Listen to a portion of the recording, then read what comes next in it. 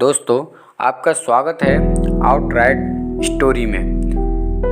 आपके लिए मैं लेके आया हूँ वैलेंटाइन डे की कहानी।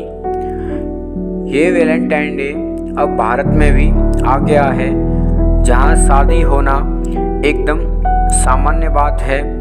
यहाँ तो कोई बिना शादी के घूमता हो तो अद्भुत या अचरज लगे, लेकिन यूरोप में शादी होना ही सबसे असामान्य बात है। अब ये वैलेंटाइन डे हमारे स्कूलों में, कॉलेजों में आ गया है और बड़े धूमधाम से मनाया जा रहा है।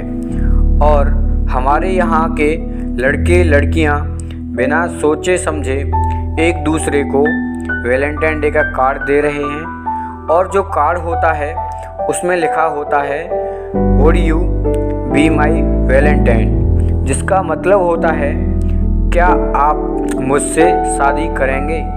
मतलब तो किसी को मालूम होता नहीं है, वो समझते हैं कि जिससे हम प्यार करते हैं उन्हें एक कार्ड देना चाहिए। तो वो इसी कार्ड को अपने मम्मी पापा को भी दे देते हैं, दादा दादी को भी दे देते हैं, और एक दो नहीं 10-20 लोगों को यही कार्ड वो देते हैं। और इस धंधे में बड़ी बड़ी कंपनियां लग गई हैं, जिनको ग्रीटिंग कार्ड बेचना है, जिनको गिफ्ट बेचना है, जिनको मिठाइयाँ बेचनी हैं। और टेलीविज़न चैनल वालों ने इसका धुआंधार प्रचार कर दिया है। ये सब लिखने के पीछे का उद्देश्य यही है कि नकल आप करें तो उसमें अकल भी लगा लिया करें। उनके यहाँ शादियाँ ज़्यादातर नहीं होती हैं, और जो शादी करते हैं वो वैलेंटाइन डे मनाते हैं।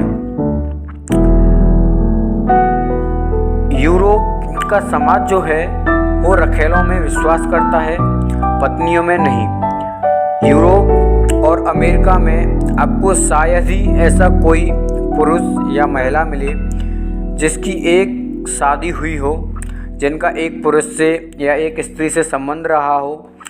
और ये एक दो नहीं, हजारों साल की परंपरा है।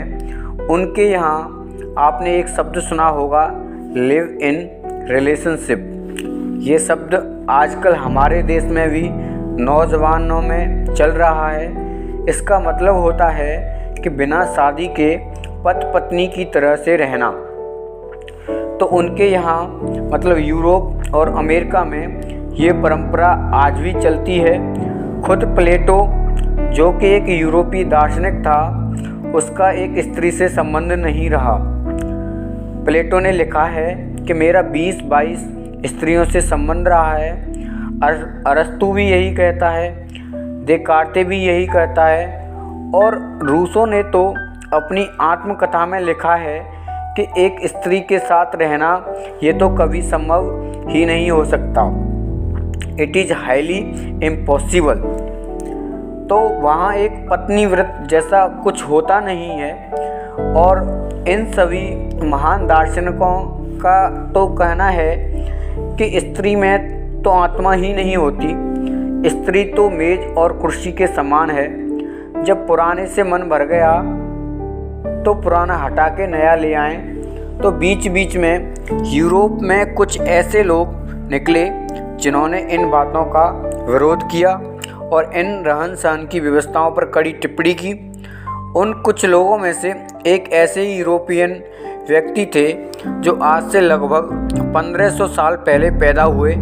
उनका नाम था वैलेंटाइन। और ये कहानी है 478 ईसा पूर्व की, यानी ईसा की मृत्यु के बाद। उस वैलेंटाइन नाम के महापुरुष का कहना था कि हम लोग यानी यूरोप के लोग जो शारीरिक संबंध रखते हैं कुत्तों की तरह से, जानवरों की तरह से, ये अच्छा नहीं है। इससे सेक्स जनित रोग होते हैं। इनको सुधारो। एक पत्नी के साथ रहो, विवाह करके रहो, शारीरिक संबंधों को उसके साथ ही शुरू करो। ऐसी बातें वो करते थे। और वैलेंटाइन डे महाशय उन सभी लोगों को ये सब सिखाते थे, बताते थे जो उनके पास आते थे।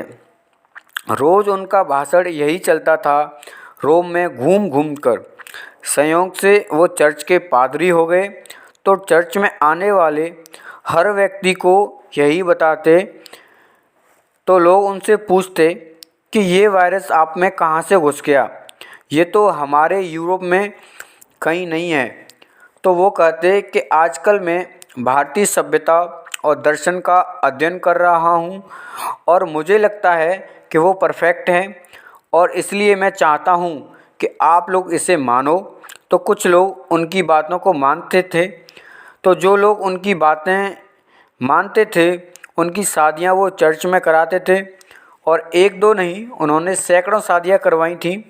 जिस समय वैलेंटाइन हुए उस समय रोम का राजा था क्लॉडियस।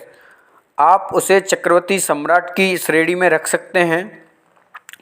क्लॉडियस ने कहा कि ये जो आदमी है वैलेंटाइन, ये हमारे यूरोप की परंपरा को बिगाड़ रहा है। हम बिना शादी के रहने वाले लोग हैं, मौज मज़े में डूब रहने वाले लोग हैं। ये शादियां करवाता फिर रहा है, ये तो अपसंस्कृत फैला रहा है, हमारी संस्कृत को नष्ट कर रहा है। तो क्लॉडियस ने आदेश दिया कि जाओ वैलेंटाइन को पकड़ के लाओ।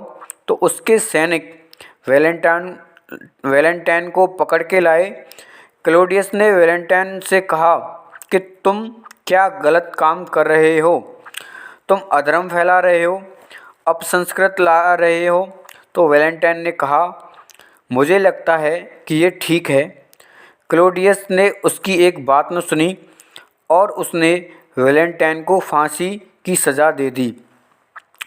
आरोप क्या था कि वो बच्चों की शादियां करवाते थे, मतलब शादी करना जुर्म था।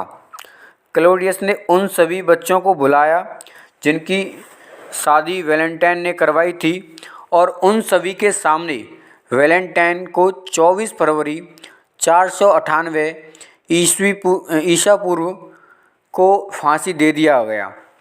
पता नहीं आप में से कितने लोगों को मालूम है कि पूरे यूरोप में 1950 ईसा पूर्व तक खुले मैदान में सार्वजनिक तौर पर फांसी देने की परंपरा थी।